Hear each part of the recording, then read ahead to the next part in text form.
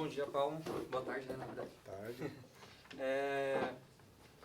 Para você, Paulo, qual que é a importância de músicos consagrados como você unir-se à Camerata, que é um grupo pedagógico? E conte-nos também sobre a sua experiência, né, nesse ano que passou de conduzir a Camerata e o que você acha sobre a produção de materiais, né, voltados para a Camerata, como arranjos, composições e estrutura do grupo, né? E para finalizar, as suas contribuições, falar sobre as suas contribuições para o grupo, que foi a adaptação da sua peça, do Lundus, e o trenzinho, né, que foi um arranjo que o senhor fez. Eu acho a Camerata uma instituição, né, importante, né, um corpo estável quase, né? Assim, eu acho que foi muito surpreendente para mim. Assim, eu só tinha escutado assim, a Camerata poucas vezes, eu não tinha ideia de como seria o trabalho, né? Até quando o Santiago me convidou, demorei um pouco para responder. Assim, a gente tem agenda, né? Tem cheio de shows, cheio de ensaios, você tem que meio que abrir um espaço, né? Eu ainda tinha uma viagem para a Europa, falei, todo sábado, mas sábado de maio, não sei qual, eu vou estar viajando, tal. A gente se ajeita. Ele foi super assim aberto e deixou a possibilidade de eu poder fazer as viagens, eu poder continuar fazendo minhas coisas e ao mesmo tempo assumir a Camerata, né? E meio com receio, depois comecei a trabalhar e adorei, né? Adorei. Foi uma coisa super enriquecedora, muito legal, assim. Você estando dentro do projeto, você entende o projeto com mais intensidade, né? Todo a parte de aprendizado, né? Eu acho que foi um aprendizado gigante para todo mundo aqui na Camerata. Eu acho que a gente, tanto nos ensaios de naipe, né, quanto nos ensaios separados, né, de poder trabalhar quase que individualmente às vezes, né, mudar de digitação, chegar perto assim dos problemas, né. Eu acho que isso tudo foi, esse processo de evolução foi muito legal. Eu gostei muito de fazer. Eu acho que a gente chegou no resultado, né. A gente pensar em março, né, quando começamos, né, lendo as coisas devagarzinho, e o que a gente toca hoje, né, com o que foi conquistado, né, eu fico orgulhoso mesmo do resultado, assim, de tudo que a gente conquistou, né. A Camerata, todo mundo acompanhando. Eu também, eu regi coro há, sei lá, 30 anos atrás, fazia muito tempo que eu não regia, né. Assim, as coisas voltam, né. Os movimentos voltam rápido e você vai se soltando e vai. Para mim foi um aprendizado legal, assim, de retomar a regência, né, de aprender de novo, né. Agora, a Camerata é uma coisa. Eu acho que todos os corpos do Guri, né, não só a Camerata, são sensacionais. Essa ideia é um presente, né. No começo, no primeiro semestre, veio gente visitar aqui, né, da Holanda, né, gente de fora, para ver o que a gente faz, né. Eu, quando entrei, eu não tinha ideia que era tão legal, na verdade. Eu fui me envolvendo, fui entendendo como funciona, né, e eu falo com muito orgulho hoje, assim, eu conto para as pessoas, mas Camerata, como é que é esse negócio? E aí eu falei, não é são 30 violões lá que eu estou regendo, né? Não é só isso, né? Tem toda uma coisa social gigante, né, por trás, né? As pessoas virem dessa estrutura que se coloca, né, à disposição, os instrumentos estão aqui, né, tem lanche legal, partitura, assim, a gente forma um grupo de amizade super legal, assim, né? Que possibilita o trabalho evoluir, né, principalmente, né. Eu acho que se a Camerata não tivesse essa estrutura, né, quer dizer, o Guri, né, de modo geral, né, essa estrutura agradável, né, a música não sairia tão legal. Eu acho que a estrutura do projeto, ela permite isso, né, permite as pessoas se sentirem bem. Eu sinto que as pessoas, vocês vêm para cá com uma vontade legal de fazer música, né, nos ensaios. Acho que isso foi aparecendo, né, de uma maneira assim, cada vez mais forte, né. Cada ensaio melhora um tostão, foi sempre ascendente, né. E eu acho que super, super legal, me senti muito recompensado de ter trabalhado, né, esse ano. E depois, assim, trazer uma composição minha, né, que nem o Lundus, né, para a Camerata, umas coisas assim que eu imaginei, pô, essa música eu fiz para 2 violões, né, por isso que tem o nome de Lundu, né. Depois o Quaternália me pediu, então são Lundus, né, são 2 duos, e a ideia da peça é de ser muitos duos, né, espalhados, inclusive, que as partituras são assim, né, os duos estão tão próximos, né. E é uma coisa que eu fui fazendo, assim, baseado nos barulhos, né, que o violão faz, mas ao mesmo tempo uma textura contemporânea, né, com os ruídos e com os efeitos, mas ao mesmo tempo super brasileiro, né, usando a rítmica, né.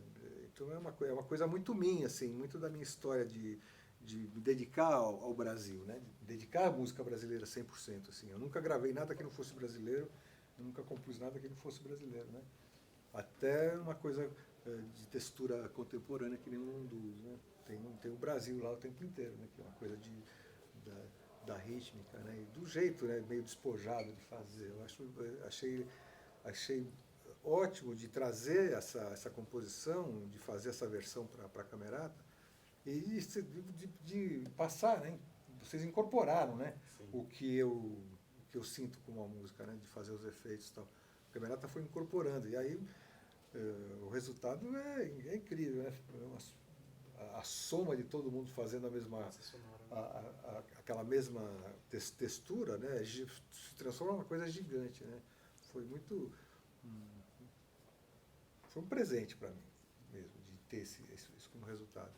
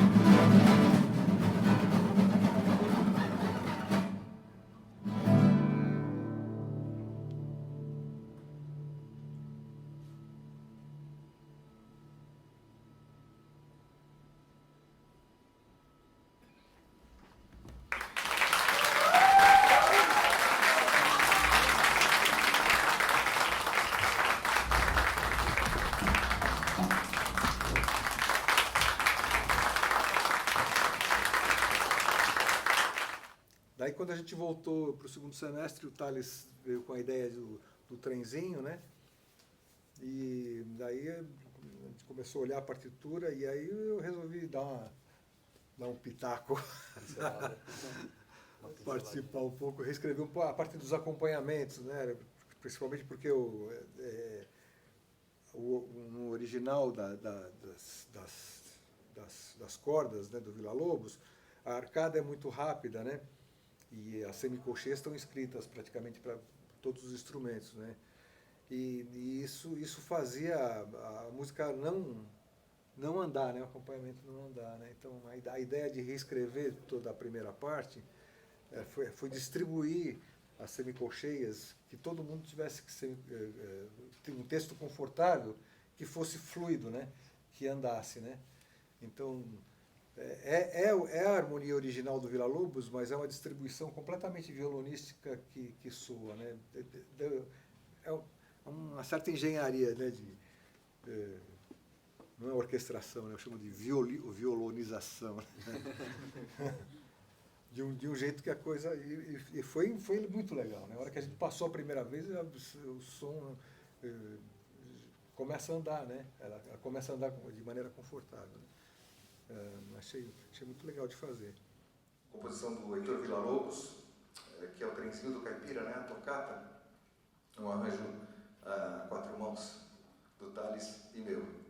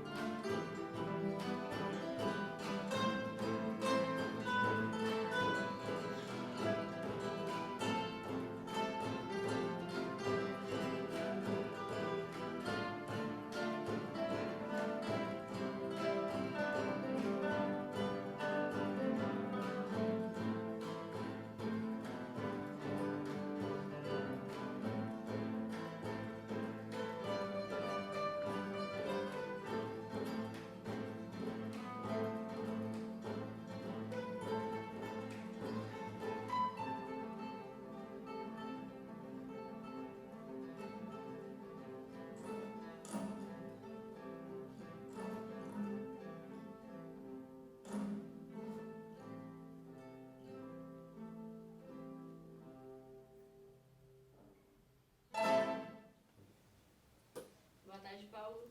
Qual a sua visão sobre a educação musical no Brasil e sua opinião em relação aos programas sociais, assim como o Guri, que tendem a ensinar o básico da música com o ensino coletivo? Educação musical, nossa.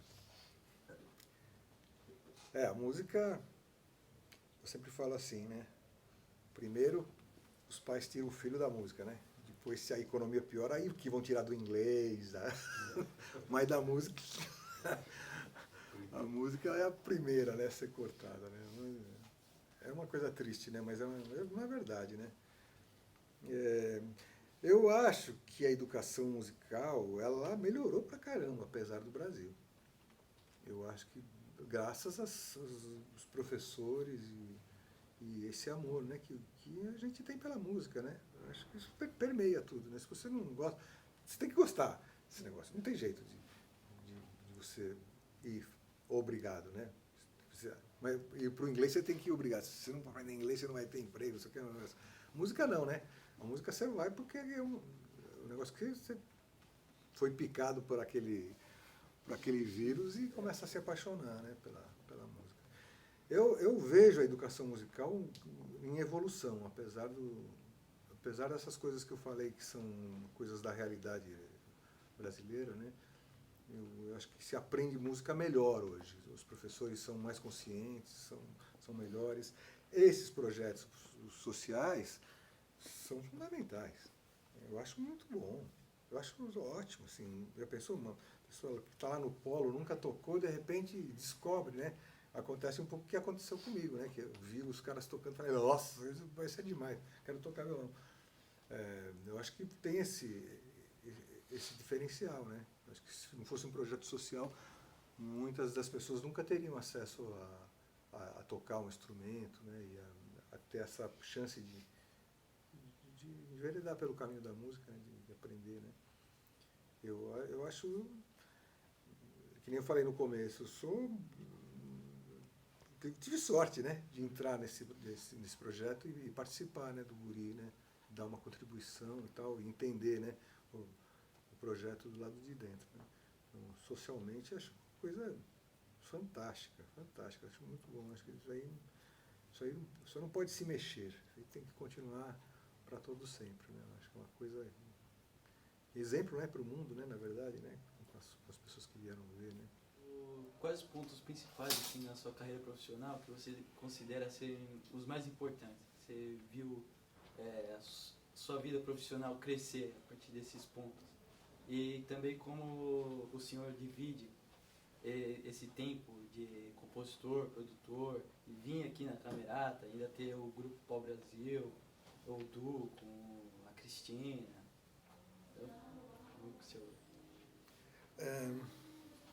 O ponto mais importante, foram tantas coisas que aconteceram na minha vida, assim, assim, eu acho que a coisa principal foi a primeira vez que eu vi alguém tocar violão na minha frente na escola de música do meu bairro. Eu achei aquilo lá, assim, um negócio, nossa, é demais, esse negócio é demais, eu quero tocar esse negócio, eu quero tocar violão, nem esses caras tocam, assim, foi uma coisa assim, isso mudou minha vida, né, completamente, né. Eu era um menino que jogava bola na rua lá no meu bairro, de 13 anos, não tinha nem violão em casa, ninguém da minha família, tinha um violão do meu pai na casa do meu avô, que era uma coisa muito, assim, fim de semana estava lá em cima do guarda-roupa no quarto do meu avô. Um dia eu peguei esse negócio, esse instrumento, comecei a mexer. Aí meu pai falou, então, quer ver? Aí meu pai tocava um pouquinho, me mostrou os negócios. E aí eu entrei nessa escola e vi o pessoal tocar. E essa professora falou assim, você tem muito talento, você tem que estudar com Isaías Sábio, né? Eu acho que foi um momento assim fundamental, assim, que direcionou tudo, né? E essa professora, ela nem tocava violão muito bem, ela ensinava acompanhamento, mas era uma professora de piano que me ensinou teoria musical pela primeira vez, e ela era professora do Agostinho Zácaro. Ele era aluno dela de piano, e o Agostinho Zácaro tinha um conjunto. E eu entrei nessa escola, e o Agostinho me viu tocar, e o Zácaro, né, na verdade, e me convidou para fazer parte do conjunto, né, de baile dele. Então foi tudo um negócio que caiu assim na minha vida, tudo muito de repente. Num espaço de um ano eu estava no palco fazendo baile, tocando guitarra, tendo aula de violão com o Isaías Sábio, assim, foi a jato, assim. Eu acho que não tem nada mais impactante na minha vida artística, isso aí muda tudo, né? Muda, eu sei lá, engenheiro, médico, isso muda tudo, né? Muda tudo. Eu virei profissional muito rapidamente, né? E já comecei a dar aula de violão, já tinha um monte de aluno, né? Então, a vida que eu tenho hoje, ela não é muito diferente daquela época. Claro, eu era um estudante, hoje eu sou um músico, né, que trabalha assim, tô no cenário artístico, né? Mas a minha vida era assim, né? Tipo, de fim de semana tinha baile até as 4 da manhã, tinha que tocar a guitarra. Na segunda-feira tinha aula com o Isaías Sábio super cedo, no conservatório, tinha aula de harmonia, não sei o que, aí ia pro conservatório estudar. Aí e tinha escola de noite, né? Colegial, era um dia, e tinha aluno, sabe? Aí ensaiava, ensaio com o conjunto, aula de escola, era uma vida, era muito ocupado, assim, e ao mesmo tempo tudo muito enriquecedor, né? Você é uma esponja que vai assimilando tudo que está em volta, né? Aprendendo sem parar com os outros músicos, né? Às vezes me perguntam, onde é que você aprendeu música popular? Eu falei, putz, nem sei, eu fui aprendendo logo bem jovem, né? Tocando numa orquestra de baile, né? Você tem que saber harmonia, tem que saber tudo, né? Aprende a consertar amplificador, aprende, sabe, como é que é a luz, como é que é cabo, o cabo não funciona, você faz, né? Você mete as coisas numa Kombi, com todo mundo junto, com a roupa de show, mete a Kombi na estrada, chega lá, descarrega, você é hold, carregador, eletricista, sabe? Técnico de som, você faz tudo, né? É uma experiência assim, gigante, né? Eu acho que isso me fez direcionar a minha vida e me deu um aprendizado muito grande. Claro, aí tem uma ambição, né, profissional, né, de querer aprender mesmo, de querer ser um solista. Eu comecei a fazer, o Isaías Sábio começou a me mandar, você vai ter que fazer um concerto em Bauru, você vai lá em Agudos, tocar lá no convento, não sei o quê, concertos de violão solo. Ele me fez ser um concertista, né, ao mesmo tempo, eram 2 vidas meio paralelas, assim, né.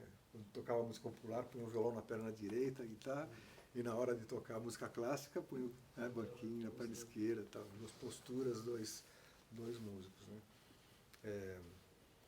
E depois, anos depois, aí me formei no conservatório, tal, não sei o quê, e essa vida começou eu comecei a me sentir muito amarrado. Falei, eu preciso voar, né, por esse mundo. E aí cismei que eu tinha que ir para a Europa estudar música. E aí foi um outro momento fundamental na minha carreira, né? Foi estudar num conservatório europeu, né?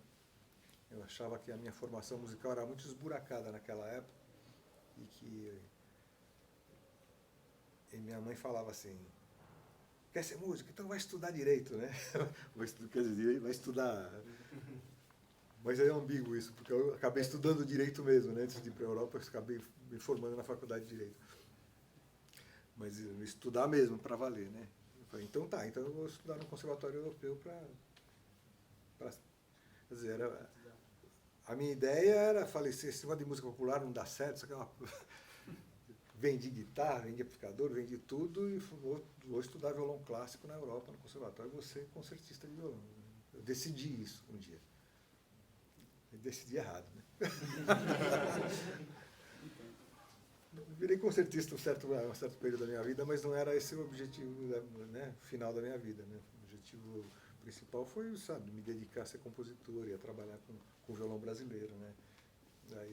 Mas tudo isso se junta, né? Eu acho que eu não podia ter feito a obra do Garoto, né? O Garoto foi um momento fundamental, né, na minha vida artística. Eu fiz um disco com a obra integral de violão solo, que era uma música que estava meio dormindo, assim, e foi um escândalo, assim, no mundo violonístico mundial, né?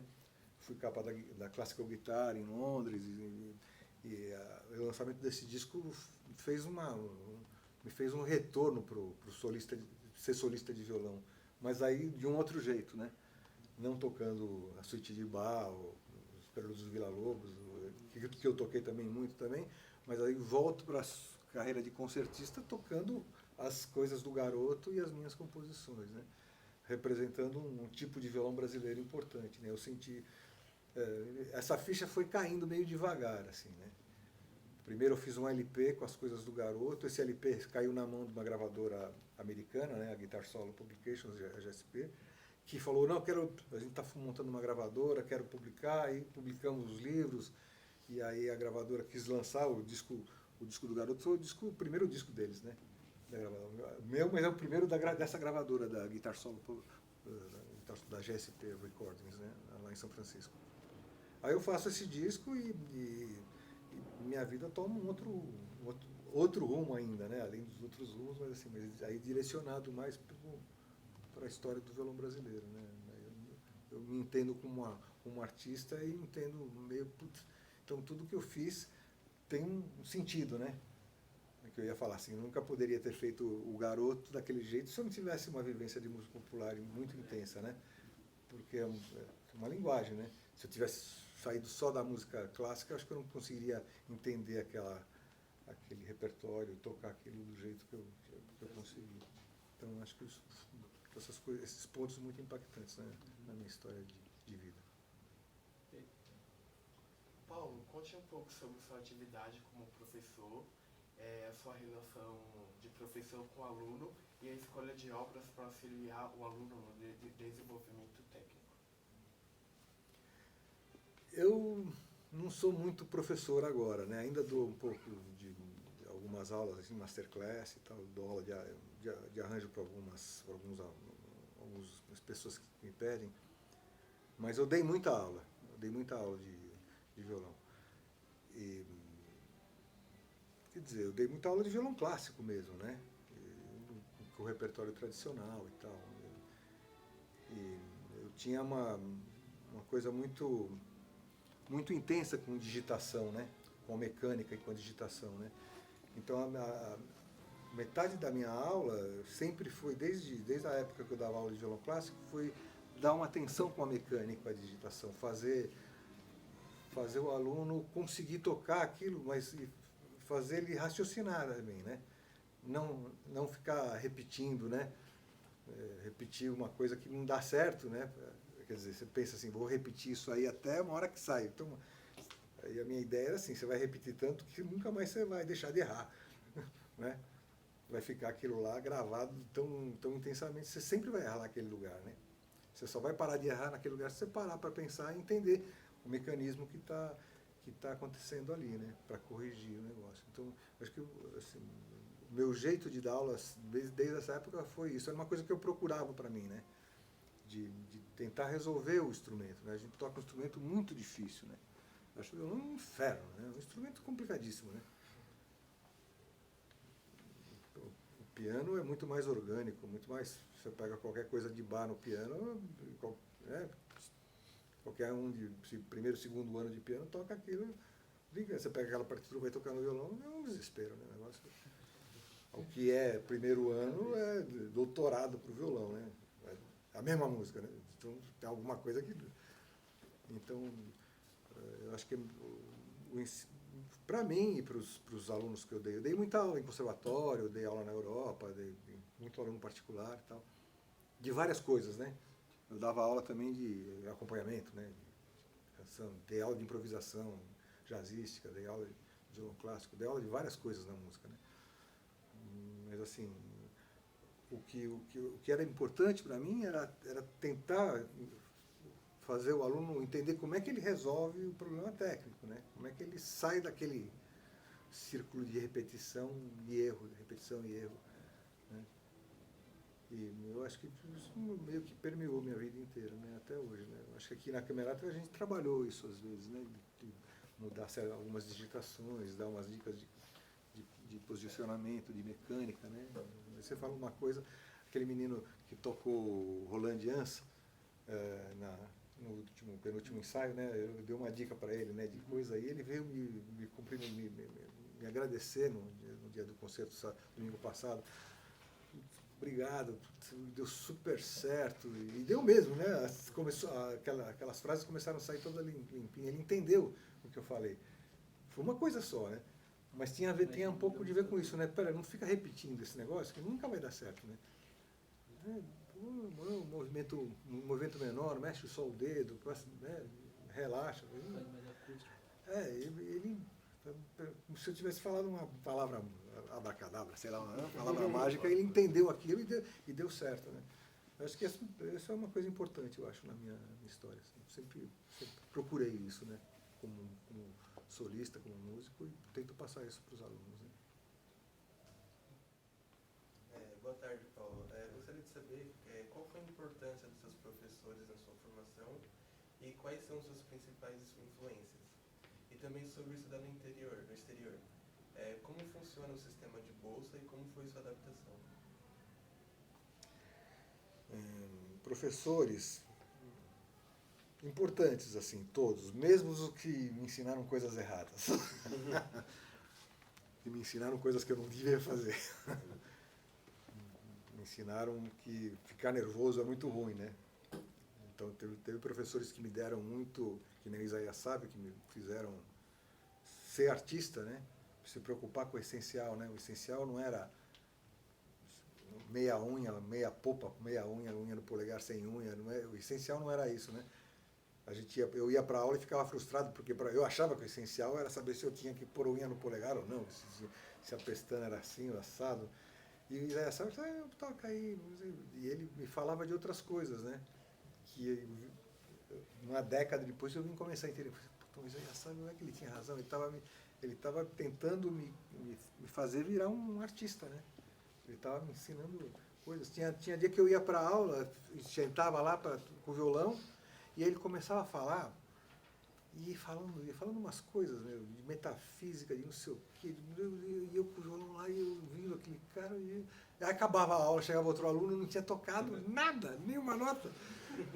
Puxa, na semana que vem você toca. Tal. Então, tinha aula que era assim, porque eu saía de lá super frustrado, falei, preparei o negócio da fuga de bar, eu queria tocar, e aí o professor começou a falar de outras coisas. E, assim, o professor é o mestre, né?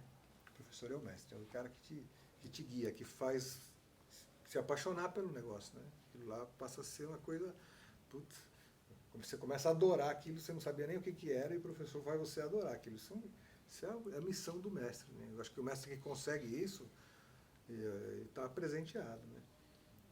O Sávio me deu isso. Depois eu estudei com outros professores, que não vou falar quem são, que me deram o contrário, né? Eu comecei a tremer, comecei a tocar mal, comecei a errar tudo. Falei, o que está acontecendo, né? Tocava tão bem, né?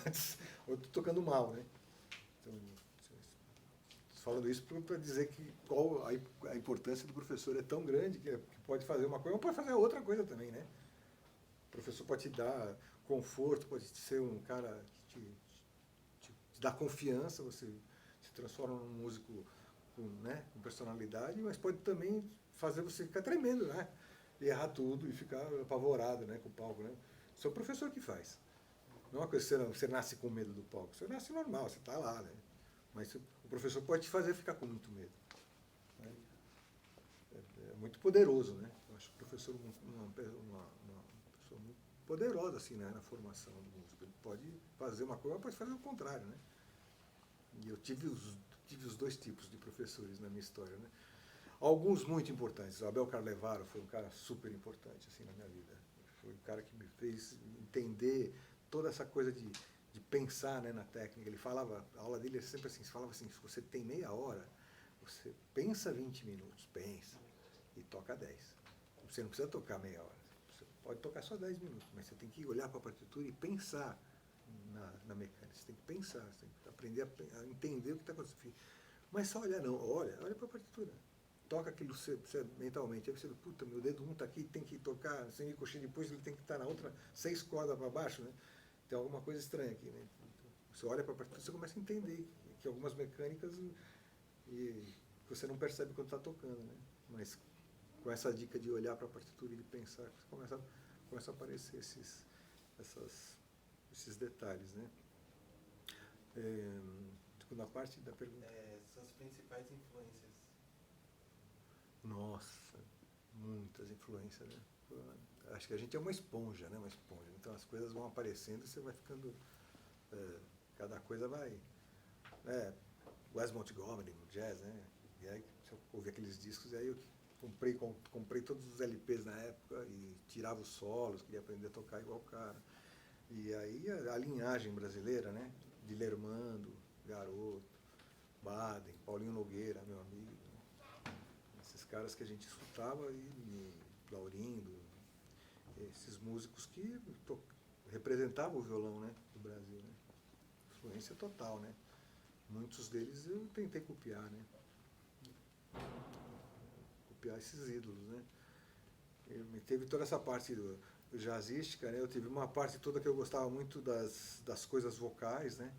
Então, eu era fanático pelos grupos Single Singers, Singers Unlimited, Take Six, grupos vocais assim, eu achava aquilo fantástico, né? Um cara 6 vozes, 8 vozes, sem acompanhamento e sai aquele som todo, né? Me dediquei a regi coro uma época, né? E participei de um octeto vocal, a capela. Acho que isso influencia muito no sentido de você, quer dizer, ainda não era um arranjador nem um compositor, mas isso dispara uma coisa de escritura, né? Que é a base da música, da harmonia, né? Um arranjador começa pela escrita vocal, né? Você tem aquela limitação de tessituras, aí você tem, né, soprano, contralto, tenor e baixo, barítono e tal, e aí você escrever para esse grupo, você tem que você começa a entender como é que uma orquestração funciona, né, para qualquer formação. Acho que esse princípio foi uma influência muito grande para me transformar mais tarde num arranjador e escrever para grupos diversos, né, de violão ou de orquestral e tal. Semana passada fiz com um quarteto de cordas, escrevi um negócio, foi legal. Mas tudo tem essa influência grande, né, da escuta, né? E os artistas brasileiros, né? Tinha uma época que a gente ligava o rádio e estava lá, né? Elis Regina cantando, Tom Jobim, né? Eu venho de uma época que a gente falava, Tom Jobim, né? É bom, mas desafina, né? A gente tinha uma excelência e ainda criticava, né? Imagine o nível das coisas que tocavam no rádio, né? Você falar, né? Imagine, a pessoa, cara, o gênio, você falando, é legal, mas tá um pouquinho desafinado. Eu escutei aquela nota errada. Sei lá, nível crítico, mas isso é assim, eu tinha um nível musical muito grande na rádio, né? Eu lembro da minha mãe passando roupa, ela ligava o rádio, estava lá o Valdir Azevedo, o Dir Hermano, na rádio. Então, se tocava, né?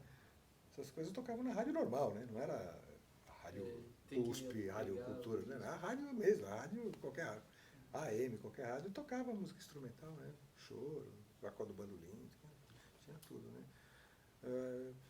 Acho que isso é uma influência grande. Você vir, né, crescendo, ouvindo essas coisas e ter isso, né, na sua volta, né, o tempo inteiro. E seus estudos no exterior, como funciona o sistema de bolsa e como foi sua adaptação? Eu tinha 2 bolsas, né, em Genebra. Uma bolsa que era da Secretaria de Cultura, que foi uma bolsa de manutenção, pouquinho, acho que era $300 por mês, mas dava para eu pagar a pensão lá e tal. Me manter assim, bem razoavelmente. E eu fiz um exame no Conservatório de Genebra, que era um conservatório pago, né, particular, né, não era uma coisa estatal. E eu fiz um exame e consegui a bolsa integral lá para estudar no Conservatório sem custo. Por causa de um exame que eu toquei para o diretor e tal. Então eram 2 bolsas que se completavam, que me deram um certo lastro para ficar morando lá, né? E ter uma subsistência, né? Mas tem uma dose de coragem gigante, né? Que precisa para você ir embora de casa, né? Porque não é só você ir estudar na Europa, você vai embora da casa dos seus pais, né? Você vai morar sozinho. Você tem que lavar roupa, você tem que fazer comida, você tem que pagar conta, muda, você tem que aprender o idioma, você foi para um lugar que você não fala a língua, você vai morar sozinho numa pensão, entendeu? Não tem mais a estrutura da família, né? E é um susto, né? E aí, em geral, você vai, porque o ano letivo começa em setembro, você chega lá em agosto, pleno verão, tá igual o Brasil, aquele sol, que delícia, né? Chega em dezembro, começa a nevar, a coisa fica feia, né? O primeiro ano, nossa senhora, meu, é um negócio pavoroso. Primeiro que você está completamente despreparado, você não entende nada. E aquele negócio que o dia, sabe, escurece às 4 da tarde, e se acorda às 8 da manhã, está noite ainda, né? O negócio, os dias são curtos, né? Frio frio, frio. E o frio é meio espalhado assim nas pessoas, as pessoas são todas. Você entra no ônibus, parece que você está num enterro assim, ninguém fala, silêncio total. E o ônibus não faz barulho, né? Aí você entra e parece que você está na cidade. Pô, vai entrar o Walking Dead aqui agora. É muito impressionante. Depois você passa o tempo, você acostuma, mas assim, é um baque, né? É muito difícil, né? Mas esse sistema de bolsa, assim, eu consegui uma lá que eu nem esperava, que foi o conservatório que me deu, né? Porque eu fiz um exame lá e toquei, e gostaram, e aí eu consegui a bolsa para não pagar a mensalidade, né, do conservatório. Paulo, eu quero saber de você o que é música para você. Qual é a sua concepção de música? O que você define como música para você? É um momento para você filosofar sobre a música. O que você define como música? Rapaz, essa foi mais difícil. Olha, eu nunca fui outra coisa a não ser músico na minha vida, né? Eu sempre fui músico, então a música é a minha essência, né? Eu não sei o que é viver sem música. Isso aí já é uma boa parte da resposta, né? Música é o dia inteiro. E hoje eu tenho que fazer meditação para poder dormir, né? Porque fica fazendo arranjo sem parar, né? A cabeça não para. Você começa a escrever, compor, dispara um negócio, cara, As notinhas. você fica tocando no colchão, no lençol, né? Por exemplo, não para, né? A música não é uma coisa que ela fica tão intensa que ela não para, sei lá, a cabeça não para de tocar, né? Você não para de digitar, de achar solução, né? Então, mas assim, de modo geral, eu acho que é uma arte sublime, né? Eu acho que a civilização, nossa civilização terráquea, né, conseguiu um treco absurdamente legal, né? A música é uma das artes mais incríveis, né, que tem, eu acho. Você pega essas coisas que o Bach escreveu, né, 300 anos atrás, sei lá. Meu, como é que é isso, né? O cara escreveu um negócio tão sublime, assim, tão perfeito, né? Isso é uma superação absurda, né? Como civilização, né? Eu acho que a música é uma coisa, é um orgulho da civilização do planeta Terra, né? Se chegar uma nave aí e falar, ó, escuta aqui, vem cá, o ET, vem cá. ET, vamos conversar aqui, ó, tem o Bach, tem o Beethoven, tem o Stravinsky, tem o Debussy, tem o... Sabe? Peraí. Enviaram uma peça no disco lá na nave, né? Exatamente. Puseram um disco, né? Eu não sei se os humanos, né, têm ideia do que representa, né, essa arte, né? Eu acho até, mesmo dentro do meu círculo familiar de amizade, eu não sei se as pessoas que estão perto de mim entendem o que está acontecendo. Entendem o que é isso daí, né? O que representa você botar esse som voando, né? Botar esse som no mundo, né? A quantidade de horas, de meses e anos de dedicação, né? E de amor, né? Por isso, né? Para isso chegar a esse nível, né? Eu não falo só de mim, mas eu falo da maioria dos grandes intérpretes solistas, né, que tem pelo mundo, né? A dedicação é muito gigante, cara. Eu não conheço nada que exija tanto de dedicação e de estudo como a música, né?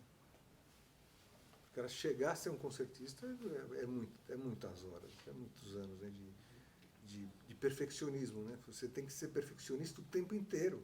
Isso que é muito doido, né? Você tem que tocar perfeito o tempo inteiro, você tem que acertar tudo o tempo inteiro. Quer dizer, a busca de acertar tudo o tempo inteiro é que faz você evoluir, né? E a música exige isso de um jeito muito maior que qualquer outra arte, eu acho, né? Suspeito, né? Sou músico, então eu defendo a minha. Mas eu acho que é uma arte suprema, assim, conquista do planeta Terra. Assim. Bom, Paulo, eu queria, enfim, que você falasse um pouquinho no que tange a sua respeitável produção musical e também a divulgação da mesma. Produção discográfica, no caso, ou produção de composição, Pode ser as duas. as duas coisas, né? De composição, eu demorei muito para ser compositor. As coisas que eu escrevi quando eu tinha já 20 e poucos anos, eu volto para elas e elas são muito pobrinhas, né?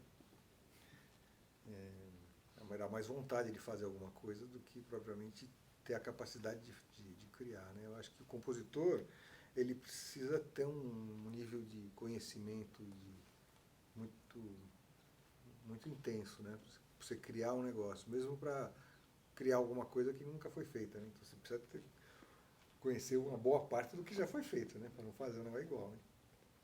E só aí você vai conseguir uma quantidade de informação muito gigante, né? Não sei se a sua pergunta é um pouco isso, mas assim, a produção, tanto demorei para compor minha primeira música que eu achei que valia a pena e que está aí até hoje, como eu demorei para gravar meu primeiro disco, né? A gravação do disco é mais complicado, porque gravar disco há 40 anos atrás era uma coisa muito difícil. Não era uma coisa fácil igual hoje, era muito. Eu gravava um disco, era uma coisa, putz, um dia que eu vou gravar um disco, era um negócio assim, inatingível, né? E daí você descobre, né, que o disco faz parte da história, né? É o congelamento de um momento, mas é aquele momento, mas tem tudo que você aprendeu antes de chegar naquele momento, né? Então o disco ele é uma coisa assim, dispõe sua vida até então, né? Eu acho que a produção discográfica, eu acho que eu fiz poucos discos, mas eu tentei caprichar muito em cada um, assim, desde sempre, né? E é um pensamento completamente diferente do imediatista de fazer uma canção de sucesso que toca, e você faz ela toca lá na rádio uns meses e depois desaparece na circulação. A música instrumental, ela tem a eternidade, né, a favor. Se você caprichar muito e fizer um disco legal, ele vai durar praticamente a eternidade, né? Um disco me levou ao outro, tal, e aí cada disco foi muito difícil de fazer, assim, muito trabalhoso, né? Demorou muito para produzir, né? Entre escolher o que ia ser gravado, que projeto ia ser feito, e construir tudo, aprender a escrever os arranjos ou as composições, estudar tudo, e aí ir para o estúdio, conseguir a gravadora. São etapas gigantes, né, a serem cumpridas, né? Enquanto isso você vai aprendendo, vai melhorando. Tem uma coisa da produção discográfica que é assim, o trabalho de fazer, chegar no estúdio, gravar, até o disco sair, capa, nesse tempo que às vezes é 1 ou 2 anos, você já aprendeu a tocar melhor, né? Então, finalmente, quando o disco existe, eu falei, puta, eu não tocava tão bem quanto hoje, né? É agora que eu tinha gravado. Mas então isso aí é uma coisa meio, né, correr atrás do rabo. Então você nunca vai gravar, né? Porque se cada ano que passa você toca melhor que o ano anterior, então naquele, né? Então eu vou esperar mais um ano, e aí, mano, aí acaba os anos, né? Acaba a história, você não grava nada, né? Então eu acho que o disco tem isso, né? Ele condensa o momento até ali, né? Cristalização de um momento que tem todo aquele passado até ali, né? Depois ele te faz evoluir, né? Composição eu acho que é meio parecido, assim. Eu sou um compositor e não demora muito para ficar pronto uma composição, demora muito. Eu sou um crítico, assim, muito severo do que eu faço, né? Eu uso muito mais a borracha do que o lápis, né? Na época, né? Hoje a gente usa delete. Joga no lixo. Não, é assim. Não joga no lixo porque vai que era legal. Mas assim, a cristalização da partitura, né? Isso foi um negócio muito, muito incrível, né? Porque tocando música popular, cada vez que você toca de um jeito. Cada vez que você improvisa de um jeito. Então, quando você vai escrever uma partitura, eu falei, peraí, Mas nessa hora eu falei, daqui para frente improvisa? Mas como improvisa? Aí o editor lá nos Estados Unidos falou assim, não pode, você não pode escrever improviso. Ninguém vai entender isso. Você tem que escrever um improviso. Né? Tem que escrever um improviso aí. E eu fui fazendo assim, né? Aí você, na hora de cristalizar da publicação da partitura, né? Uma coisa é você escrever uma partitura para você não esquecer e usar para o seu uso. A outra coisa é você publicar a partitura em papel mesmo, que vai distribuir para o mundo inteiro, para as lojas. Então, você passa tudo a limpo de novo, né? Você passa a limpo mesmo. Aí você vai, puta, como é esse acorde, você começa a parar as coisas na composição, né? Na hora que você cristaliza no papel. E uma coisa levou a outra, né? Sei lá, eu tenho sempre, quando a música chega num solista, né? Quando, sei lá, o John Williams gravou uma música minha, eu falei, puta, valeu a pena então, né? Ter caprichado na partitura, né? Ter gastado horas para fazer um negócio caprichado.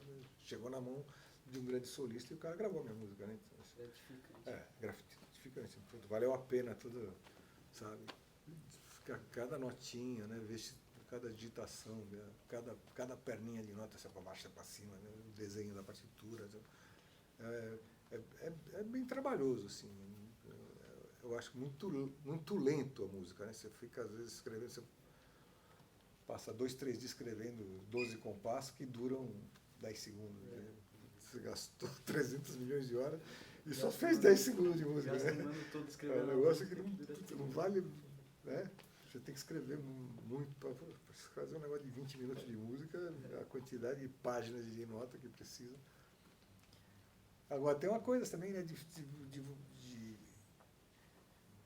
Eu estou fazendo uma música, eu volto para o começo. E toco até o pedaço que não tem mais a música, né? Ela tá até e aí você tem que catar a sua inspiração de algum jeito, né? Você tem que disparar um negócio, né? Para onde vai isso aqui, né? Tudo isso é uma coisa de energia, né? Você tem que arregaçar a manga, né? Stravinsky falava isso, né? Compor é 10% de inspiração e 90% de transpiração. Essa é a frase do Stravinsky. Trabalho pra caramba, né? Para conseguir realizar as coisas, né? Tudo é muito trabalhoso. Mas assim, o resultado final, quando está bem feitinho e tal, você fica orgulhoso, né? Do que você fez. A nível de mercado, você queria saber também? A divulgação, assim, divulgação. No geral. A gente vive num outro mundo, né? Esse mundo, eu vivia num mundo de gravar LP, uma caixa de LP era um tijolo, assim, para levar 25 LP na mala para vender no concerto, sua mala você não tirava ela do chão, era mais pesado, esse vinil pesava pra caramba. A divulgação, você tinha que ir na rádio, não sei. Hoje a gente tem um mundo, né, sabe, online, que é uma coisa absurda, assim, você divulga as suas coisas com uma facilidade, assim, impressionante, né? Para mim é até difícil acompanhar, né? Eu sou um cara da antiga, né? Eu sou do tempo de carregar caixa de LP. Cada LP pesava, sei lá, quase meio quilo, não sei. Foi tudo numa caixa. Acho que tudo tem etapas, né? Tem etapas, tem uma coisa que a gente erra muito, né? De mergulhar, disparar da divulgação, e sair divulgando e sem planejar, né? Mas você pode desperdiçar muito tempo, né? E pode queimar coisas, né? A ansiedade nessa hora ela é inimiga do artista, né? Você quer tanto botar aquilo no planeta, né? Tocar sua música e a divulgação é uma coisa que você precisa, né? Obrigatório, né? Senão ninguém vai te ver tocar, ninguém vai comprar seu disco, né? Uma coisa assim. Mas a relação hoje mudou muito, né? Aí,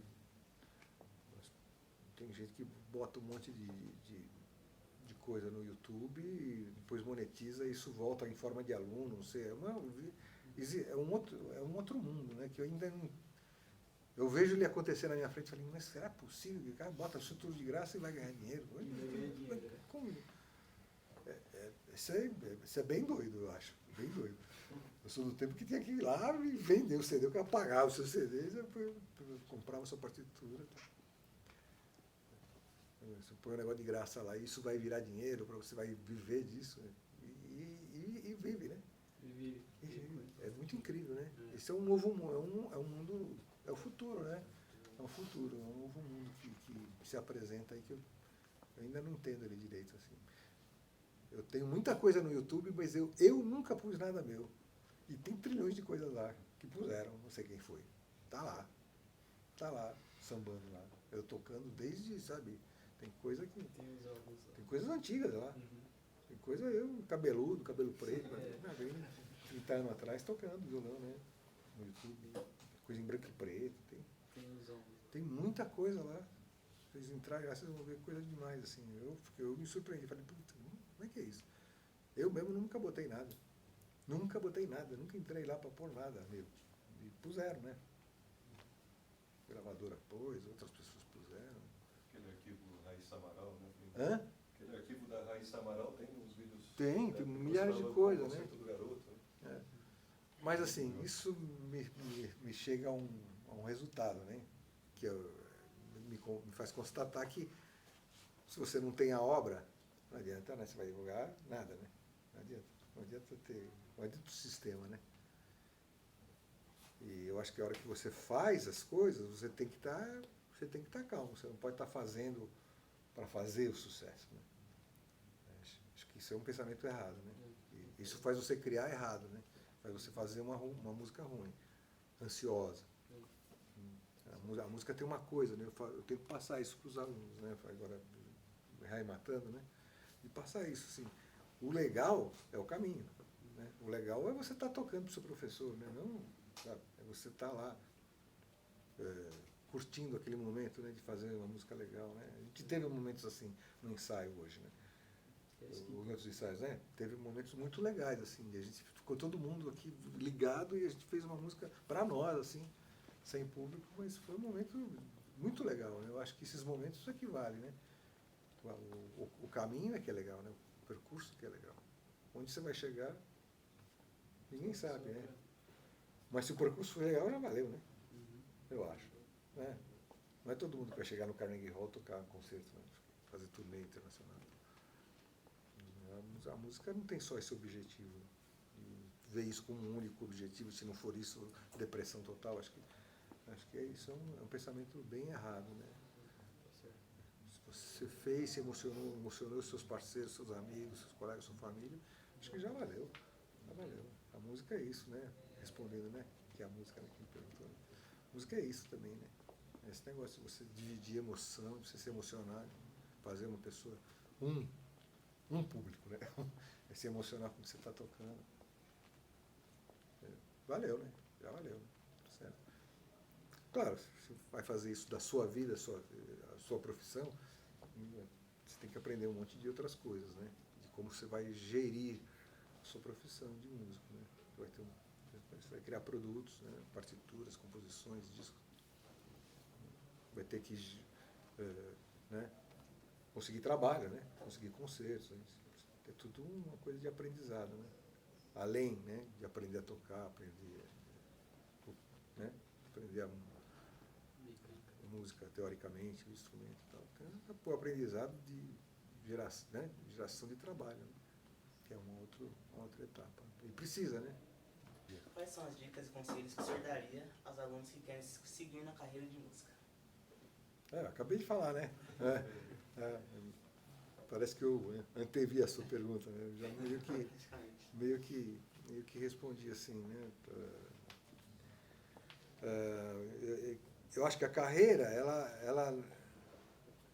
ela vai te escolher. Você não escolhe a carreira. Eu acho isso mesmo. Isso daí vai um pouco do que eu falei antes, né? Você curtir o seu percurso. Porque se você está fazendo música feliz, você está com o dedo quente, está confortável, está ficando emocionado, você está aprendendo. O contrário também é verdadeiro. Se você está nervoso, está com a mão gelada, está desconfortável, o violão está duro, sei lá, está com medo, você está desaprendendo. Entendeu? São duas coisas extremas. Então o que tem que ser cultivado? Tem que ser cultivado, sabe, o conforto, mão aquecida, coração aquecido, calma, ter muito prazer em tocar, você curtir o seu som, né? Se emocionar com o que você está fazendo. Eu falei, nossa, fiz um treco legal hoje, entendeu? Todos esses momentos faz você evoluir, né? Como artista, né? Como músico, como pessoa, né? Acho que isso é uma coisa... sem isso você não chega em lugar nenhum, né? E a calma, né? Né? Tem que ter calma, né? A ansiedade, ela é inimiga mortal da composição, do arranjador, da evolução técnica. Você está ansioso, não vai dar certo. Não vai dar certo. Vai na fraude, vai dar tudo errado. Tem música que é lenta, né? Aí um acorde, depois outro, respira, né? Tem música que você tem que fazer um acorde e ouvir esse acorde no espaço, né? Eu gostava de estudar no banheiro, né? O banheiro tinha fazer uma coisa. Você ouviu o som, né? Ouviu um som diferente. Né? Amanhã a gente vai tocar num lugar assim, né? Na Cripta da Sé tem um pouco isso aí. Totalmente acústico, né? A gente vai ouvir o som da camerata sem microfone, sem caixa de som. Vai ouvir o nosso som de um outro jeito, diferente daqui, que é a nossa sala que é seca, né? Lá tem a cripta, a gente vai ouvir um outro som. Vai dar para curtir muito, assim, né? A gente vai ter um momento muito legal. É isso. Acho que está um pouco, tudo mais ou menos o que eu acho. Né? Pergunta assim, alguma coisa ficou pendurada? Não? Fechou. Obrigado, gente.